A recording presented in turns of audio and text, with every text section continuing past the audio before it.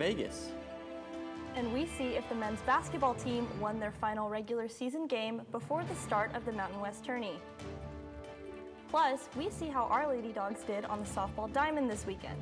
This is your Fresno State Focus on Sports.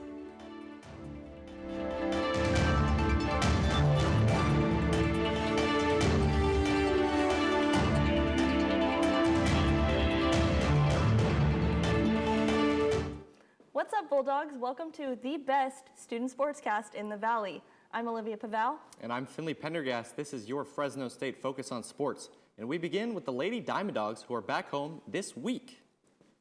Bulldogs softball wrapped up the Silicon Valley Classic, finishing with 2 wins and 2 losses. The Dogs split a doubleheader with St. Mary's on Saturday. They took Game 1 9-3 thanks to a high RBI performance by Alyssa Rebolledo.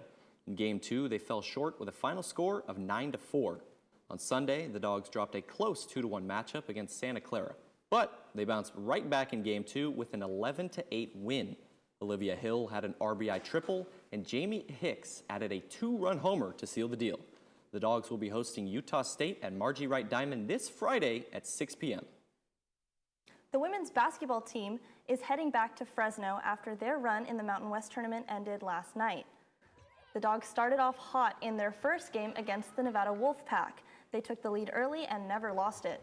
Coach McCarthy's smothering defense held the Wolfpack to 57 points with 32% shooting.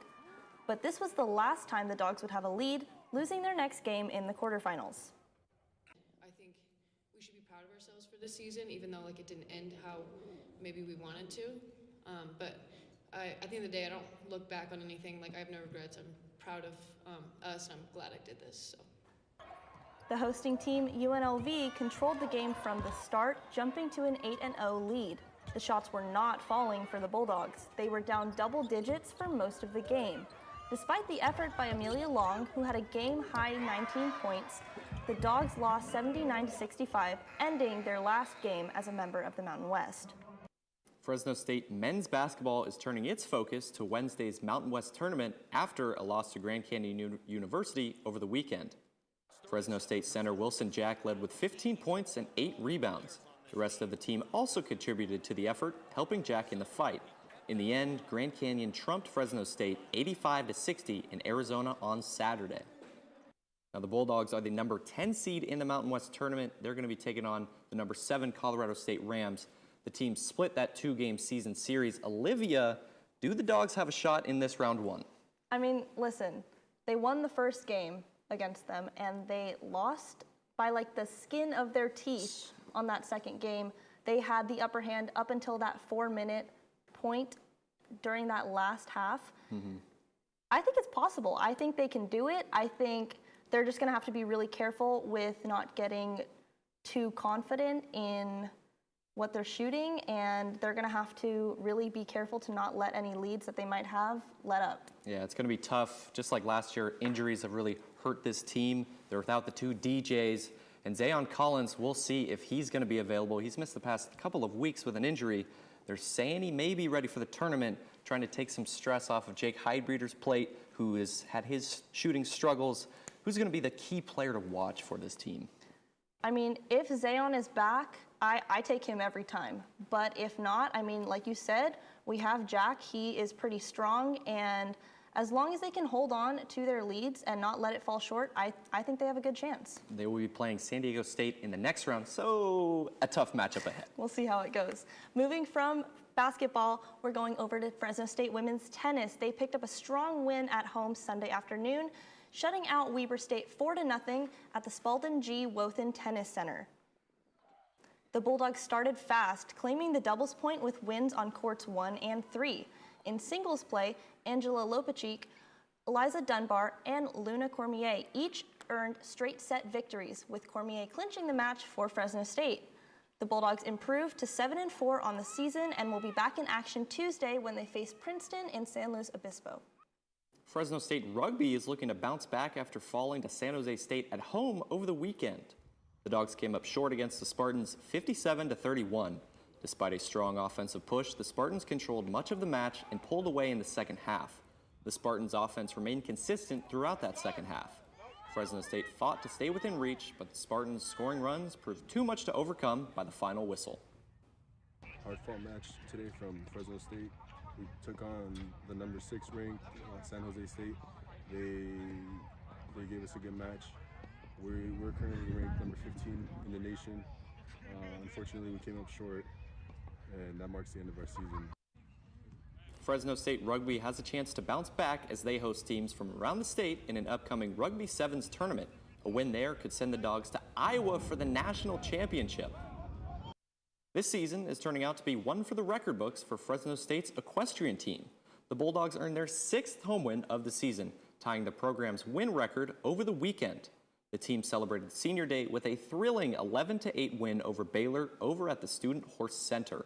Fresno State Equestrian finished the regular season 7-4. The Dogs will lose a D1 foe in UC Davis as the university bumps its equestrian team down to club sport status next season.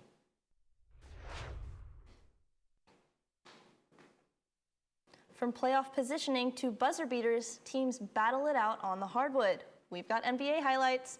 Are the Lakers in a better position ahead of the playoffs?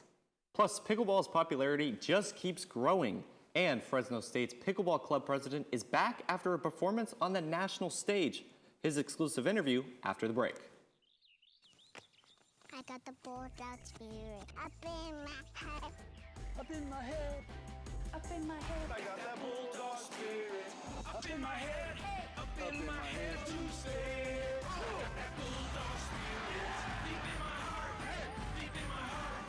Deep in my heart. Got that bulldog spirit deep in my heart. Deep in my heart to stay. I got that bulldog spirit down in my toes. Down in my toes. Down in my toes. I got that bulldog spirit down in my toes. Hey, down in my toes to stay. I got that bulldog spirit up in my head, deep in my heart, down in my toes. I got that bulldog spirit all over me to stay. I got that bulldog spirit Deep in my heart. deep in my heart, deep in my heart. I got that bulldog spirit. The Fresno State men's golf team has just 3 more tournaments until the Mountain West Championship. And senior Jake Betancourt has just a handful of events left in his collegiate career. I got an inside look at how Betancourt and the Dogs came together for their best finish of the season at the Watney Invitational.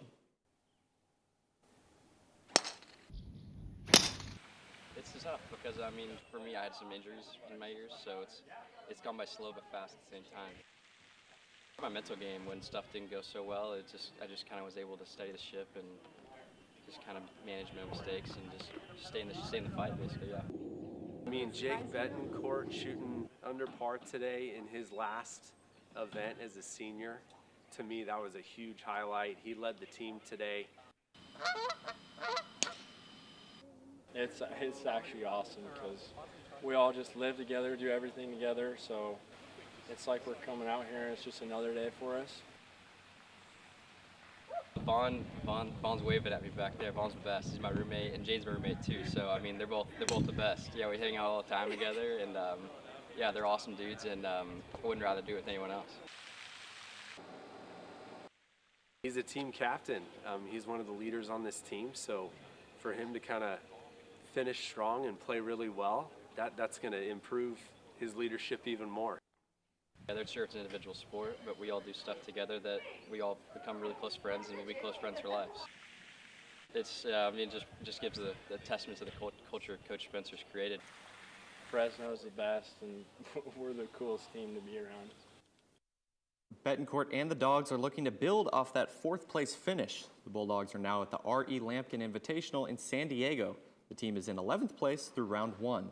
And senior Jaden Hunter is leading the team after an opening round of 4 under par. There's been a lot of tournament action in the Central Valley recently. This past weekend, Dragonfly Golf Club hosted the annual Bring the Juice golf tournament. Finley, you actually got to caddy at this event. Tell me how it happened. I mean, Olivia, I guess you could say I brought the juice to this tournament. I was there just as a fan, as a spectator, and then I got told on the tee box, hey, you know the course. I was there just the day before. They said, does anyone know the course and would like to caddy?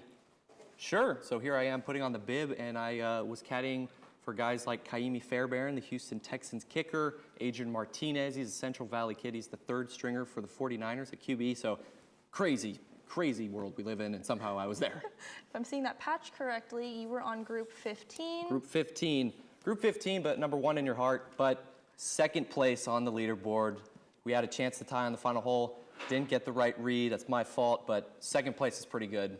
Listen, that's all right. I mean, better luck next time, maybe? Yeah, hopefully I get the call back. I would love to repeat. Will Levis's group did take the win, so just an awesome experience, and hopefully I get that call again. Yeah, I mean, did you see any Fresno State alum out there? Oh on the yeah, course? Deron Bland of the Cowboys. My buddy, he's a Cowboys fan. Got a picture with him. Michael Walker, Ronnie Rivers. Huge. It's so crazy to see how golf has grown in popularity over the years. But another sport that's grown in popularity is pickleball. It's true. And it's actually pretty close to Fresno State. Fresno State students are taking their love for pickleball all the way to the national stage. The Fresno State Pickleball Club is back, fresh off a national tournament in Florida. Fernanda Sistos joins us live in studio now with the club's president. Thank you. The paddles come out every Wednesday at the Fresno State Tennis Center, but this weekend they were out in Florida. I'm here with Nicholas Wise, Pickleball Club president and player. Thank you for joining us, Nicholas. Thank you for having me. So you and your team just returned from the APP Collegiate National Championships in Florida. What I want to know is, what was that experience like competing on a national stage? It was a great experience. We haven't been able to travel to an APP Nationals before, and they put on a great production. There were over 30 different schools from across the nation that were there with some great competition, and it was just great experience all around. Fun. And obviously you're representing Fresno State. What does that mean to you to be representing the Central Valley on this national stage? Yeah, it means a lot. The Central Valley has a really diverse and super awesome pickleball population. The local community is big fans of pickleball, and especially the pickleball community itself really keeps tabs on what we're doing at Fresno State. So being able to represent them and show them that we're doing stuff on a larger scale really means a lot. And what was your favorite moment at the tournament? You know, I know you have something for us. What was it? What was your favorite moment? Gosh, I don't know. It was just a great tournament. We had a huge upset win over UC San Diego, one of our California rivals. We were able to take them down in 3 very close matches, but that was a great experience for our team to win such a close match and compete at a high level. Well, that's all the time we have today. Thank you for being Nicholas. And if anybody wants to play some pickleball, it is free for students and $5 for community members every Wednesday. Back to you guys at the desk. Now, let's take a look at how our West Coast teams did in NBA action this weekend. The Lakers hosted Jalen Brunson and company. They beat the Knicks by double digits, 110-97. Luka was his normal magical self, leading the way for the Lake squad with 35 points and snagging 8 boards. Russell Westbrook earned his 209th triple-double of his career. The Kings slaughtered the Bulls 126-110 at the Golden One Center. And the Pacers played the Blazers. The result was never in question. Portland dominated from the opening whistle to the final possession, winning 131-111. The season's winding down, and the question on everyone's mind is who is taking the Rookie of the Year title? Top contenders this year are Cooper Flagg and Con Knipple, who were both at Duke together just last year. Who's your pick? They were roommates last year. I got to go with Cooper Flagg. Leads them both in points, rebounds, assists. Give it to the #1 overall pick. I mean, if it's me, I'm taking Knipple. If you're looking at just stats, sure, I'll give you Flagg. But if you're looking at the impact on the team as well as the stats, I mean, Knipple's only 1 point below in total points, and he also holds the record for 3 points right now for rookies. So, I mean, here's a stat for you. Cooper Flagg, second youngest player to reach 1,000 points. The first guy, LeBron James. Pretty good conversation to be in. I don't know. Listen, we'll just have to see. Come in late April. I'm still taking Knipple. I'll hold you up to it. Let's go Cooper Flagg. And that's it for today's Focus on Sports. Thanks for being here with us today. We'll see you next week.